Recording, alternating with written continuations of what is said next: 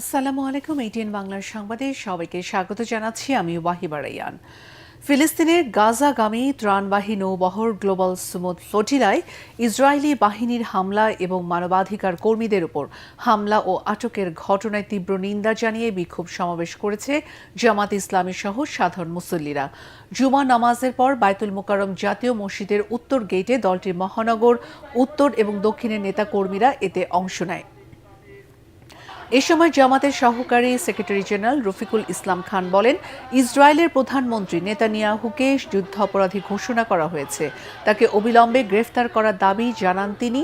এ সময় Sumud flotilla নৌ বহরের জাহাজ এবং আটক ৫ শতাধিক মানবাধিকার কর্মীকে অনতিবিলম্বে মুক্তির দাবিও জানান জামাত নেতাকর্মীরা। তারা বলেন, যতদিন ফিলিস্তিন স্বাধীন না হবে ততদিন মুসলিমদের যুদ্ধ অব্যাহত থাকবে। জাতীয় ঐক্যমত্য কমিশনের সিদ্ধান্ত অনুযায়ী জুলাই সনদ বাস্তবায়িত হবে। এখানে আইনগত কোনো বাধা নেই বলে জানিয়েছেন অ্যাটর্নি জেনারেল মোহাম্মদ আসাদুজ্জামান। সকালে ঝিনাইদহ জোহান ড্রিম ভ্যালি পার্কে জেলা প্রেস ক্লাব আয়োজিত মতবিনিময় সভায় সাংবাদিকদের প্রশ্নের জবাবে তিনি একথা বলেন। আওয়ামী লীগের শাসনামলে প্রশাসনে যারা বড় ধরনের অপরাধের সাথে জড়িত ছিল তাদের বিরুদ্ধে সরকার সিদ্ধান্ত নেবে বলেও জানান তিনি। আওয়ামী লীগের শাসনামলে পুলিশ বলেন, জুডিশিয়ারি বলেন, সিভিল ব্যুরোক্রেট বলেন, সমস্ত প্রতিষ্ঠানগুলোকে এমনভাবে করা হয়েছিল তারা চাকরি করেছেন। সরকার একটা চলমান প্রক্রিয়া, সেই প্রক্রিয়ার অংশ হিসেবে যারা বড় ধরনের অপরাধের সাথে জড়িত না প্রশাসনে, তারা নিশ্চয়ই চাকরি করবেন। দেশের জন্য, রাষ্ট্রের জন্য তারা চাকরি করবেন। সেখানে সরকার অপরাধ বিবেচনায় নিয়ে তাদের বিষয়ে সিদ্ধান্ত নেবে। আগামী নির্বাচনে জামাত ইসলামী ৩০০ আসনে প্রার্থী দেবে বলে জানিয়েছেন দলটির সেক্রেটারি জেনারেল মিয়া গোলাম পারওয়ার।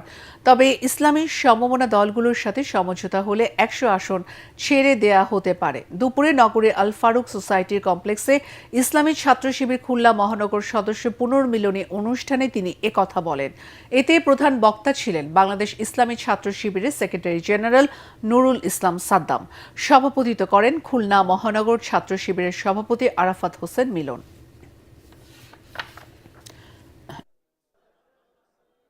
কমপক্ষে 200 আসনে আমরা ইনশাআল্লাহ ইলেকশন করব। 150 কিছু, মানে 150 না, 200 যদি থাকে বা যদি বেশি থাকে, হয়তো 100 বা তার কিছু কমও যদি ছাড়ি, তাহলে এমন কিছু আসন থাকবে যে আমাদের ছেড়ে দিতে হবে। অথবা সেই আসনগুলো নতুন কখনো আমরা ইলেকশন করিনি, যে তার সম্ভাবনা একেবারেই ক্ষীণ, এরকম 2-4টা আসনও কিন্তু থাকতে পারে। প্রকৃত গণতান্ত্রিক বাংলাদেশ প্রতিষ্ঠার স্বার্থে দেশের সব ইসলামী দলগুলোকে ঐক্যবদ্ধ হওয়ার আহ্বান জানিয়েছেন ইসলামী সমন্বয় পরিষদের প্রতিষ্ঠাতা চেয়ারম্যান অধ্যক্ষ doctor SM. Sarwar. Dhaka reporters ইউনিটিতে সংগঠনের সাধারণ সম্পাদক প্রকৌশলী বি.এম. এরশাদের সঞ্চালনায় জুলাই সনদ বাস্তবায়ন এবং আগামী জাতীয় সংসদ নির্বাচনে রাজনৈতিক দলের করণীয় শীর্ষক জাতীয় সংলাপে এ আহ্বান জানান তিনি। এ সময় জাসদ শাহজাহান সিরাজের সভাপতি মোয়াজ্জেম হোসেন খান মজলিস বলেন, পিআর পদ্ধতি বাস্তবসম্মত নয়। সব সন্ত্রাস বন্ধে আইনের শাসন প্রতিষ্ঠায় সরকারকে উদ্যোগী হওয়ার আহ্বান জানান তারা। এখন আন্তর্জাতিক। যুক্তরাষ্ট্রের শাটডাউনের কারণে সরকারের বিভিন্ন এজেন্সিতে কর্মরত 7 লাখেরও বেশি কর্মীকে বাধ্যতামূলকভাবে ছুটিতে পাঠানো হতে পারে। সংবাদ মাধ্যম বিবিসি জানিয়েছে, কেন্দ্রীয় বাজেট নিয়ে কংগ্রেসের সমঝোতা না হওয়ায় এই অচলাবস্থার সৃষ্টি হয়েছে, যার সরাসরি প্রভাব সাধারণ কর্মীদের উপর পড়বে। শাটডাউনের কারণে সরকার অত্যাবশ্যকীয় নয় এমন কার্যক্রমগুলো স্থগিত করতে বাধ্য হবে, যার ফলে শুরু হবে গণছাঁটাই। বিপুল সংখ্যক কর্মীকে ছুটিতে পাঠানো হলে তারা সাধারণত কোনো বেতন পান না। তবে পরবর্তী সময় শাটডাউন শেষ হলে আইন পাশের মাধ্যমে তাদের বকেয়া বেতন পরিশোধ করা হয়।